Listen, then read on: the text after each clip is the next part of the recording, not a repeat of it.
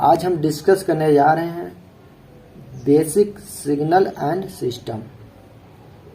आपका सिग्नल्स क्या होते हैं, सिस्टम क्या होते हैं, इसका क्या फिजिकल सिग्निफिकेंस है, उसके बारे में हम डिस्कस करने जा रहे हैं।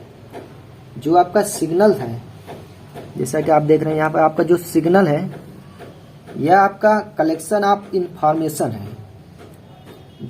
और सिस्टम जो है इस सिग्नल के अकॉर्डिंग यह आउटपुट देता है आपका। जैसे आप इसको अच्छे तरह से समझने के लिए आपके घर में एक टीवी होगा, तो आपका टीवी क्या है, वो सिस्टम है। आपका जो सिग्नल उसमें प्रोवाइड किया जाता है डिश के थ्रू, तो वो क्या है, आपका सिग्नल है।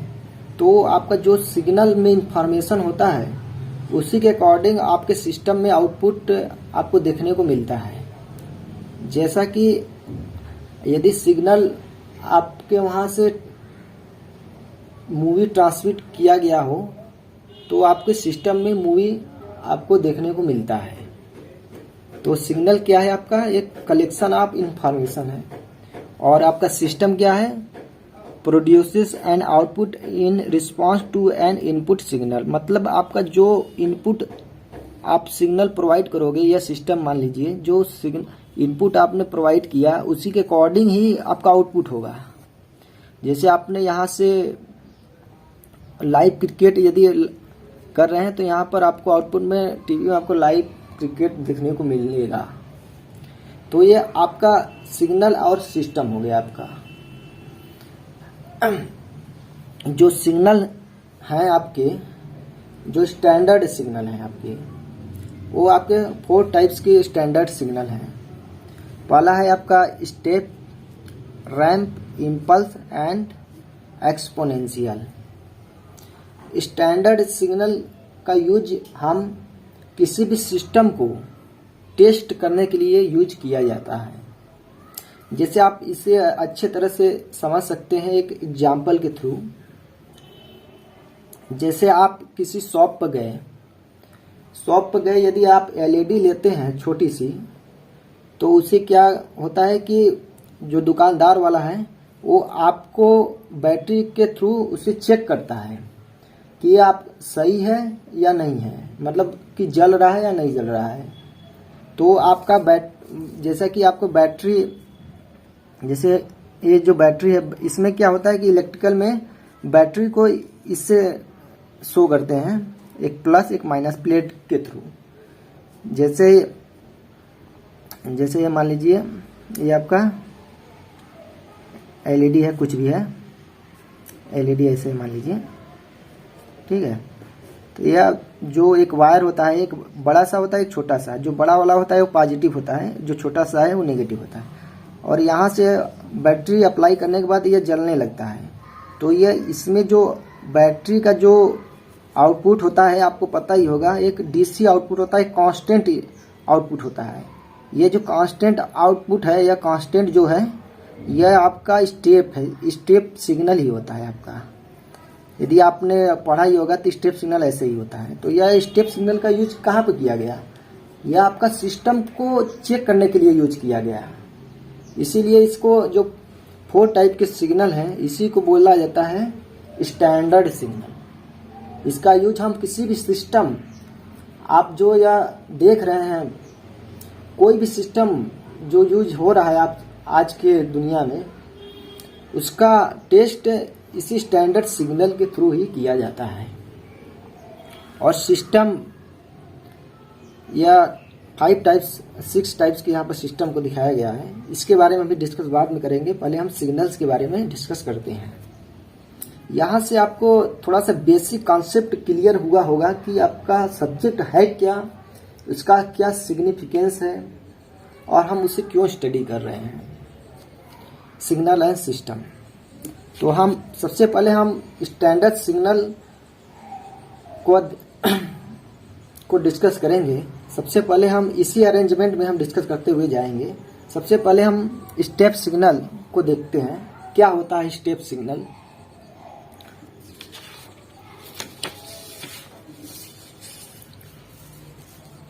जो स्टेप सिग्नल है आपका, अब यहाँ से देखिए आप, ये आपका स्टेप सिग्नल है, और स्टेप सिग्नल को स्टेप फंक्शन भी बोला जाता है। और यहाँ पर बच्चों को यह डाउट होता है कि स्टेप सिग्नल क्या है, यूनिट स्टेप सिग्नल क्या है, ये दोनों में आपको डाउट होता रहता है। तो सबसे पहले हम स्टेप सिग्नल को देखते हैं, ये क्या है। स्टेप सिग्नल जो होता है यह रिप्रेजेंट करता है आपका change in step size by a magnitude. मतलब ए मैग्नीट्यूड यह आपका एक ये मैग्नीट्यूड कुछ भी हो सकता है, 5, 6, 8, 8, 11 कोई भी मैग्नीट्यूड हो सकता है at a time t equal to 0 पर। मतलब इसका कहने का मतलब स्टेप सिग्नल उससे बोला जाता है जो स्टेप साइज को चेंज करे, जैसे बाई ए मैग्नीट्यूड। जैसे मान लीजिए ये आपका, जैसे मान लीजिए ये आपका लगभग यहाँ से माइनस इन्फिनाइट से आपका टाइम है, ठीक है। अब यहाँ ये जो पहले तो ये समझ लीजिए है क्या है, यह जो ut है ये y एक्सिस पर, इसकी वैल्यू को y एक्सिस पर दिखाया गया है, ठीक है। जो टाइम है उसको x एक्सिस पर, ठीक।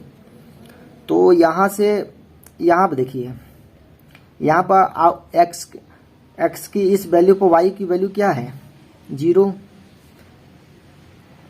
इस पर y की वैल्यू क्या है 0, यहाँ पर y की वैल्यू कुछ है, कुछ नहीं है, यहाँ पर y की वैल्यू है कुछ नहीं है, 0 है, यहाँ पर 0 है, यहाँ पर 0 है। मतलब यहाँ से माइनस इन्फिनाइट से आप आ रहे हैं, यहाँ तक क्या है, y की वैल्यू क्या है 0 है। आप जैसे ही यहाँ पर थोड़ा सा यहाँ पर t इक्वल टू 0 है, जैसे ही प्लस से थोड़ा सा 0 से आगे बढ़ते हैं क्या होता है, आपका y की वैल्यू तुरंत यहाँ पर पहुँच जाता है। देखिए y की वैल्यू यहाँ पर वह a आ जाता है, a मैग्नीट्यूड है, कोई भी मैग्नीट्यूड है। यहाँ मतलब यहाँ से यहाँ तक आपका y की वैल्यू क्या थी 0 थी। जैसे ही t इक्वल टू 0 प्लस पर पहुँचे तो यहाँ पर तुरंत ही क्या हो गया, a हो गया। मतलब यहाँ से 0 से तुरंत a वैल्यू पर पहुँच गया। मतलब ये क्या है आपका, एक देखा जाए तो एक स्टेप चेंज हो रहा है। यहाँ पर 0 था, यहाँ पर a वैल्यू हो गया, ठीक है। तो यहाँ पर क्या हो रहा है, स्टेप चेंज हो रहा है। तो यही इसमें दिखाया गया है, represent the change in step size by a magnitude. A magnitude से स्टेप चेंज हो गया at a t equal to 0 पर, ठीक है। इसी को स्टेप सिग्नल कहा जाता है। अब इसकी जो मैथमेटिकल रिप्रेजेंटेशन है उसको भी देख लेते हैं। यह ut हो गया, ut मतलब y मान लो y, और ये टाइम क्या है x एक्सिस है, ठीक है। पहले हम यहाँ से देखते हैं, ठीक है।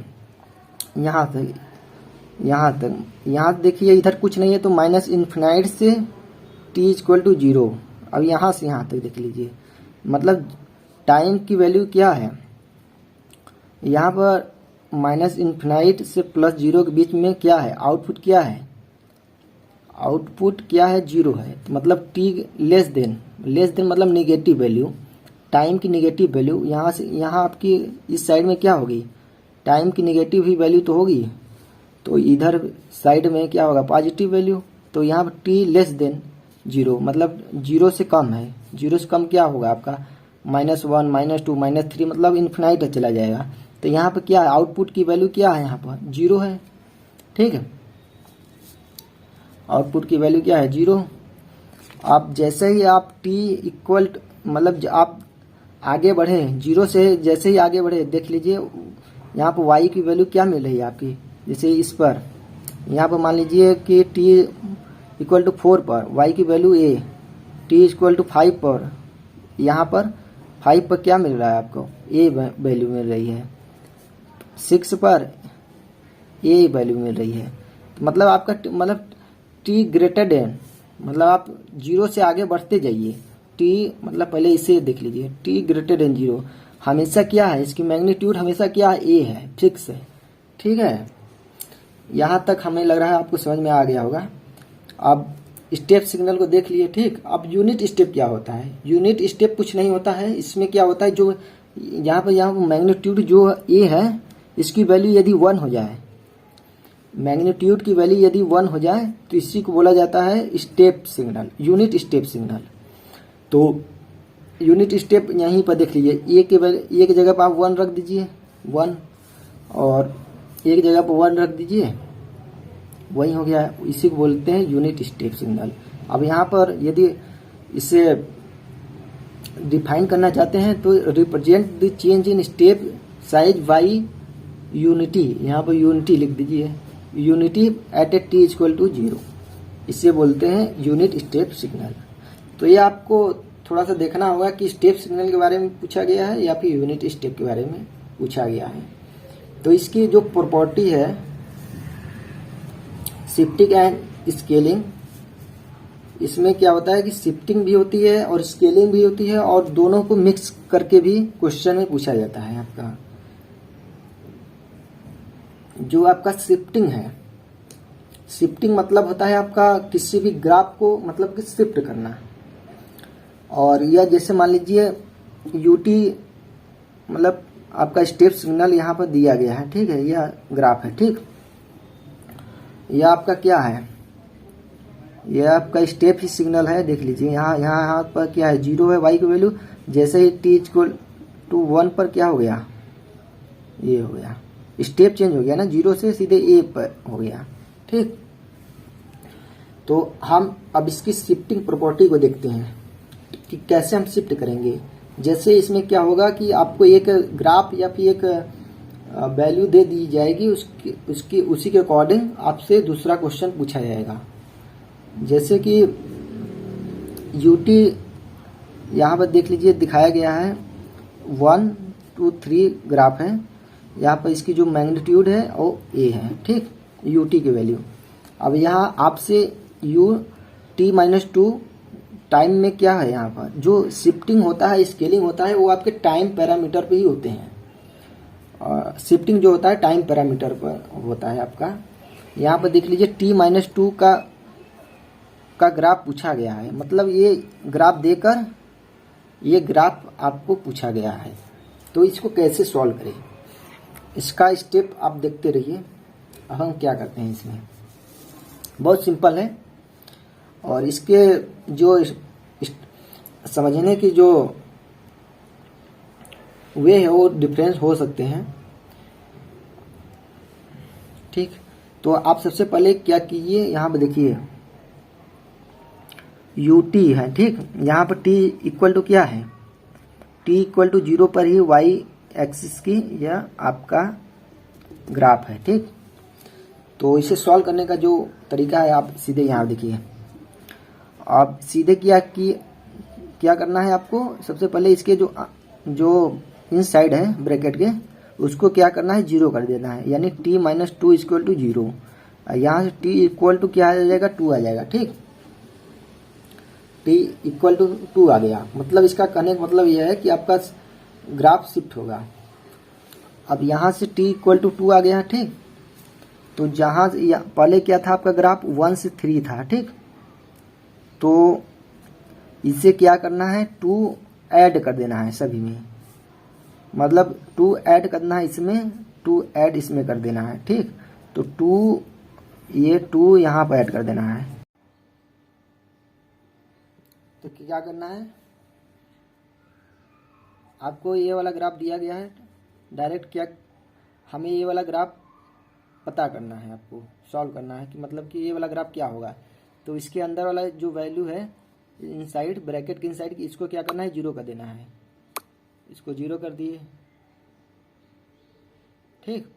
अब t इक्वल टू 2 आ गया, ठीक। अब ये 2 आ गया, ये 2 इसी में ऐड कर देना है, यहाँ से 2 ऐड करोगे आप तो 3 हो जाएगा, यहाँ से 2 ऐड कर दोगे तो ये हो जाएगा 5, यानी आपका जो स्टार्टिंग पॉइंट है आप 3 से 5 के साइड में शिफ्ट हो गया, मतलब 3 से 5, मतलब सबसे पहले कहाँ से था, 1 से 3 था, अब क्या हो गया आपका ग्राफ 3 से 5, जो इसकी जो मैग्नीट्यूड है वो सेम रहेगी।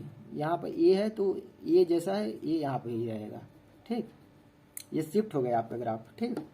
अब यहाँ पर दूसरा है कि ut+4 का ग्राफ हमें पता करना है, ये वाला ग्राफ दिया है, ठीक।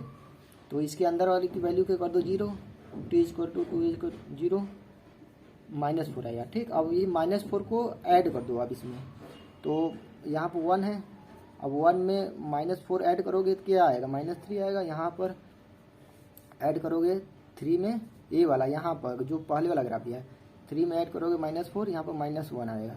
अब आपका ग्राफ कहाँ से हो गया, -1 से -3, -1 से -3, मतलब आपका ग्राफ ये वाला था, अब इस साइड में शिफ्ट हो गया। यदि t+4 यदि पूछा गया है, तो अब यदि ut-2 किया गया है तो आपका इस साइड में शिफ्ट हो गया। आपको करना क्या है कि इसके ब्रैकेट के इन साइड के वैल्यू को 0 करना है, और जो भी वैल्यू आएगी जिससे वो पूछा गया है उसमें ऐड कर देना है। जैसा ये क्वेश्चन दिया गया था और हमें यह रिसीव प्राप्त करना था, तो इसके वैल्यू को 0 करो, जो भी t की वैल्यू आएगी उसमें ऐड कर दो, जो वैल्यू आएगी उसी के अकॉर्डिंग कर देंगे। ठीक है, होप आपको यह इतना लगभग समझ में आया होगा।